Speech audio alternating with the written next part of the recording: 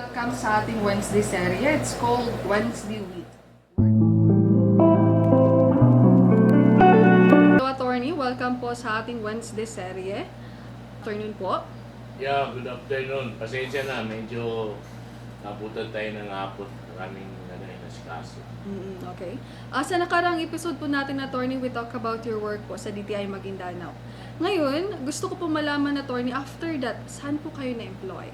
Okay, after DTI Maguindanao, sabi ko naman sa'yo last time, habang nagtatrabaho ko sa DTI Maguindanao, nag-aaral ako sa gabi ng abugasya sa NDU.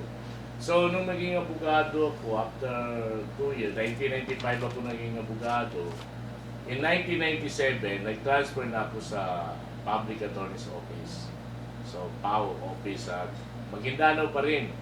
So, naging PAO Officer 1, Law Attorney 1, then 2, and then hanggang naging 3, naging District Attorney ako ng PAO Maguindanao. So, ang trabaho sa PAO is basically mag-assist sa mga tao na nangangailangan ng serbisyo ng abogado nang walang bayad. So, yung may mga kaso, minsan ina-appoint kami ng korte, hindi kami namimili sinong kliyente hawakan mo, kundi yung tao, either nagpunta sa PAO, qualified sa serbisyo namin, then tutulungan namin.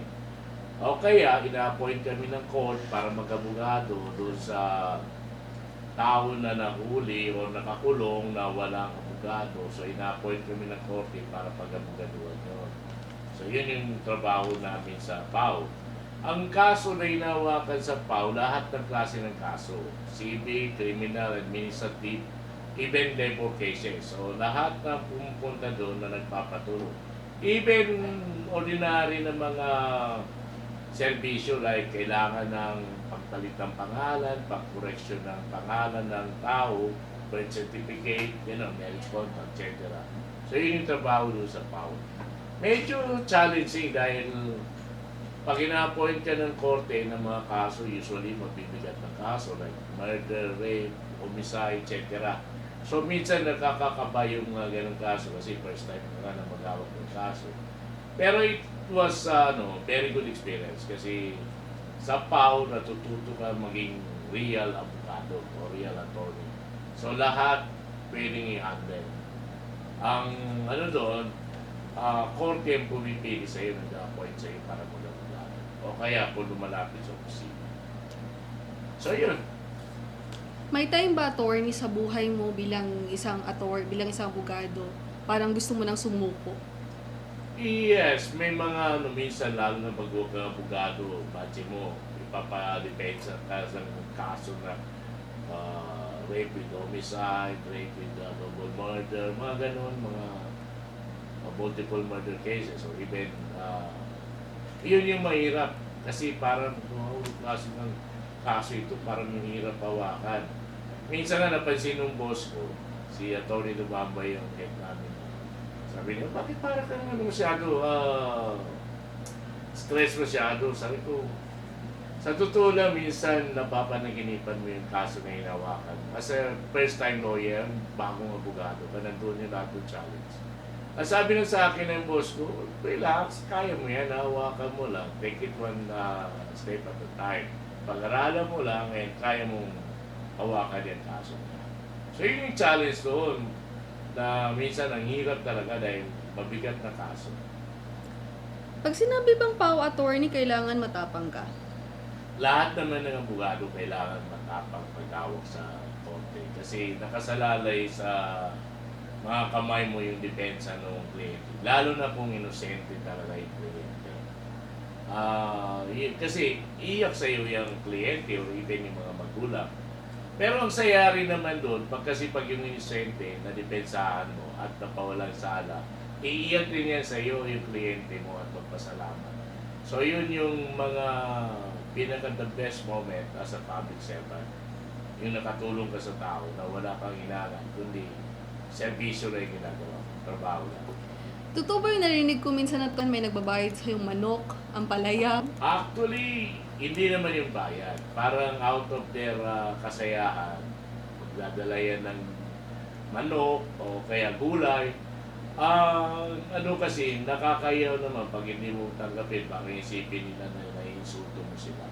So, in a way, hindi ka naman nangingi sa kanila. So, pag ganun, minsan mapilitan kang tanggapin. Iwan nyo na lang yan dyan para ano na.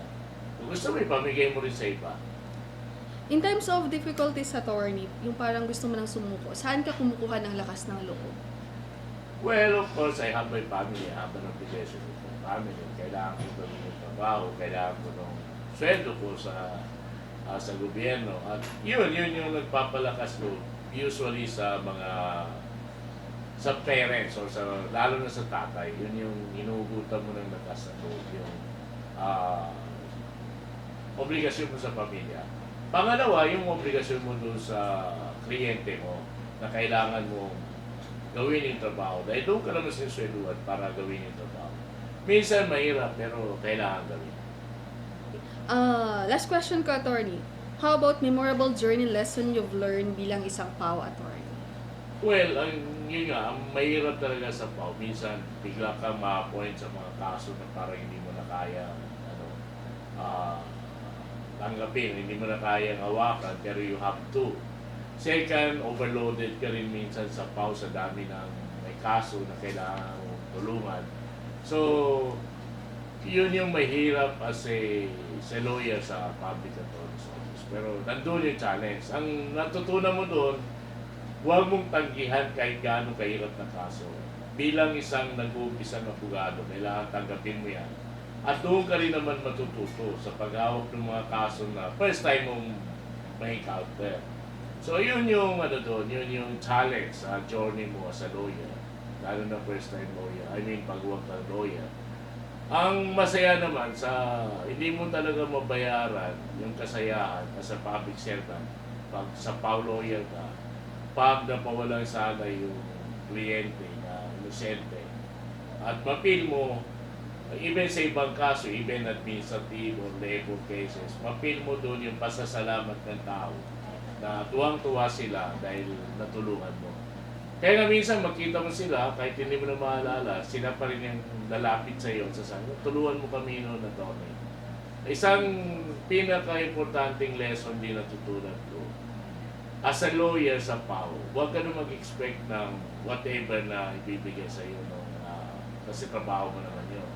At in a way, masaya ka na rin na maalala ng mga tao na naging kliyente mo na, uy, natulungan mo kami ito. So yun yung sarap ng pagiging PAW lawyer. At sa lahat na naging experience ko, kumbaga pa, bilang isang public servant, memorable masyado yung pagiging PAW lawyer ko.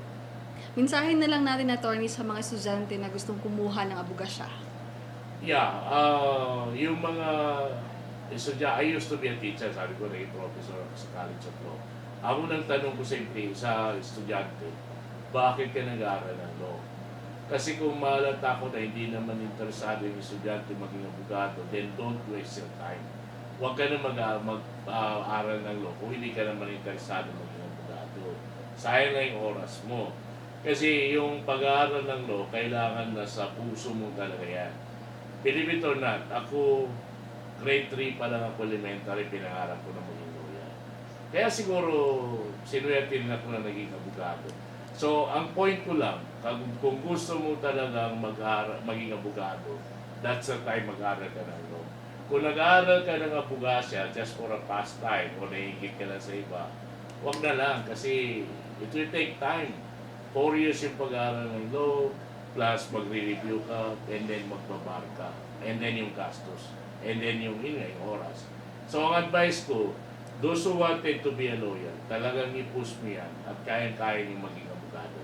It's not a matter of saan ka nag-aaral. Importante dyan kung gaano ka kadisidido na maging abogado. So, yun po. Ako kung makalimutan, kung Pachoy, kumbaga Happy New Year sa mag-anak natin at mga kalaki na Chinese, Filipino-Chinese. Sa Tagalog pa, pengi tekoy. Alright, maraming salamat, attorney, sa iyong binahagi po. Sa muli, mabuhay po kayo. Thank you.